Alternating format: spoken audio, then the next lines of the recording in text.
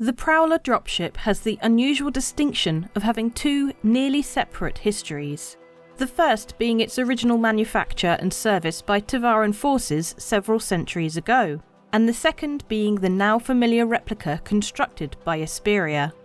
There is little agreed upon history of the original Tevarin development process or its military service beyond its extensive use during both Tevarin Wars.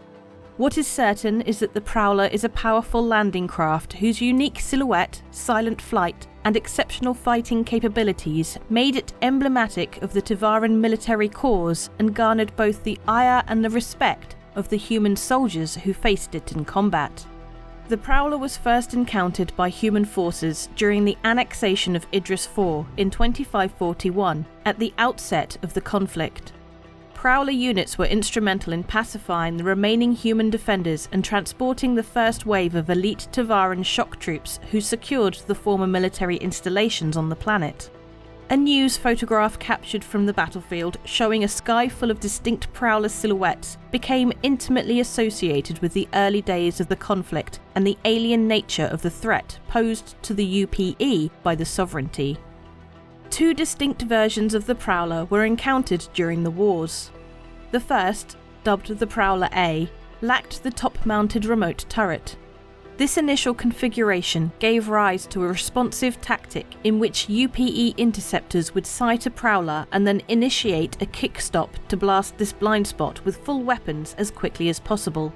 As the war dragged into its second year, Prowler Bs, mounting what opponents called the Stinger, a maser-based energy weapon turret, began to appear, costing the lives of dozens of human pilots before new tactics could be disseminated.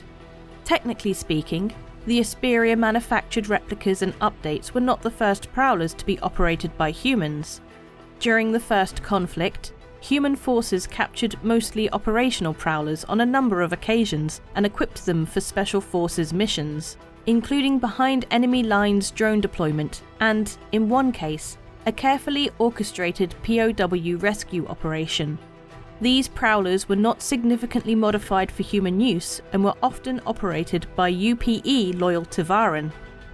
The human government of the era had very little interest in recovering or studying Tevarin technology and, as a result, most captured Prowlers, and other Tevarin-built spacecraft, were either scrapped or utilised as target vehicles in the final days of the war.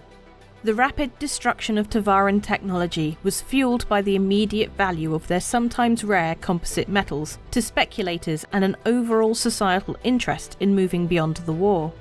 A number of Prowlers escaped the scrapyards to find themselves in private hands, where they typically served as mercenary ships.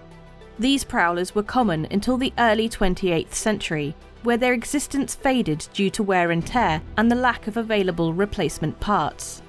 A single example, a Stinger-armed late-model Prowler, was retained by what would become the Imperial Archives and Records Administration.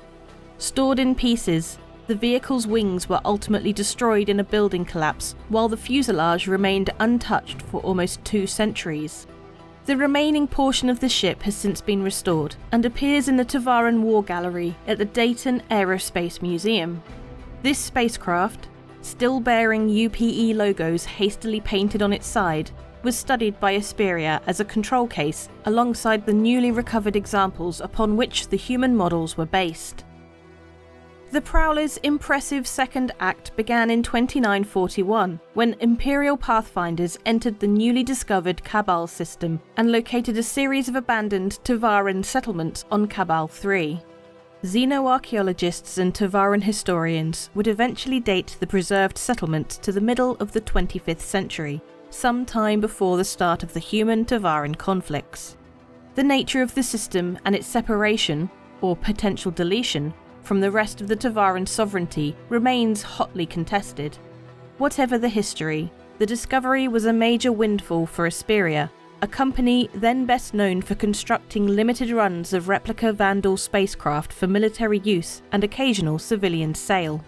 The UEEN, particularly happy with the recent purchase of 4 squadrons of replica blade fighters for aggressor training, insisted that Esperia be included in the group of analysts brought to Cabal to study potentially lost Tevarin technologies at 2 aerospace bases identified by the initial surveyors. Much of what was discovered in the Cabal system remains classified today, and Esperia's overall involvement with the project is no exception. What is known is that the researchers discovered what amounted to 9 fully equipped squadrons of A-model Prowlers safely stored in anti-nuclear bunkers. The investigation revealed that none of the Prowlers had flown for almost 5 centuries, and that they had been properly mothballed rather than left in situ. Another dozen examples were not properly prepared and had significantly decayed, left to the elements on flight lines. Esperia requested that these also be provided for the study of individual parts, but instead they were remitted to another group for the study of long-term spacecraft storage. Esperia's initial survey team reviewed the available spacecraft, performed a series of atomic scans, and were allowed to disassemble 2 examples to produce an initial report on individual technologies and components involved in their construction. A UEEN test pilot was attached to the group, and in the culmination of the initial study, a single vintage Prowler was fueled and tested in a 45-minute atmospheric flight that seemed to confirm that the spacecraft were as fully functional as could be determined with the equipment available in the Cabal system. The remote stage of the project took 18 months, and at its conclusion, the government opted to ferry 6 of the Prowlers back to Esperia's clean lab in Kutaram, rather than retain the Esperia team on Cabal. As the team from Esperia completed their work disassembling and documenting the ancient spacecraft, management began to develop an extension, a blue-sky project to go beyond study and move to recreating the ship with human control surfaces and updated modern components. A Tiger team developed a formal pitch to the UEE to allow the company both access and legal rights to recreate the ship, ostensibly to sell to hobbyists and others interested in a historical spacecraft. There was also a deeper plan. Esperia was keenly aware of teething issues, then delaying the intended deployment of the Aegis Dynamics Redeemer, intended to be the UEEN's next generation gunship. Seeing the briefest opportunity to market the Prowler once again back to the military, the company put an amount of resources into the project that greatly eclipsed those of their prior builds. Much to the surprise of all involved, the government approved the idea almost immediately and formally declassified the recovered Prowlers for Esperia's benefit. One of the first issues facing the recreation team was that the models found on Cabal predated the wars and thus lacked the dorsal maser turret.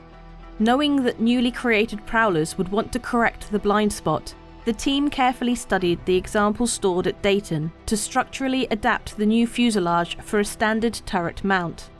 Astro engineers also had trouble recreating the plate cockpit, requiring several months to perfect the once commonplace Tevarin technologies that gave the ship its distinct forward structure. Working alongside historians and collectors, the company was able to trace every subsystem and component of the original spacecraft and either resynthesize it using present-day technology or substitute it for an existing modular system. Computer systems in particular were completely reworked, with the original Tevarin software either completely lost to data rot or deemed incompatible with present-day systems.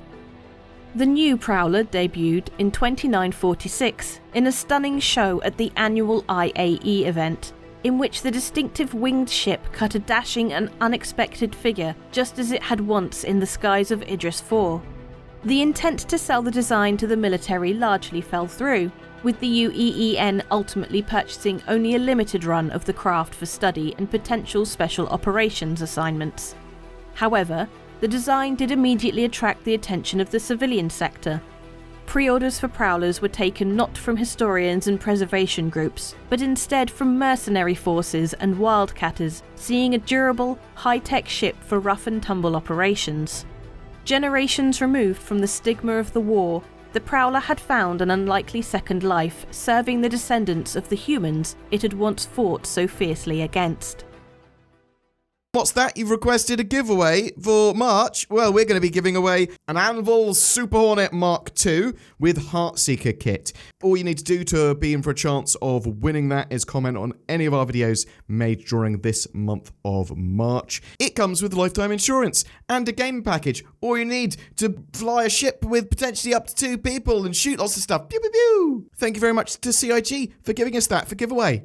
Oh, Toby eye trackers are on sale until the 3rd of April. Use the links down below for that if you want some natively supported head and eye tracking, which is extremely high precision in Star Citizen, but also Microsoft Flight Simulator, Elite Dangerous, Far Cry 6. There's actually loads of games that are supported. What? You want more? Well, maybe get yourself some more with NordVPN. Use the links below or go to nordvpn.com/BoredGamer. What a great way to start your spring. A spring in your step with NordVPN. Links below. Also, like, share, comment, subscribe. You've got the join button under our videos. All that good stuff. We've got Patreon. You can help support the channel more if you want. Thanks very much for watching, and I'll see you in the verse.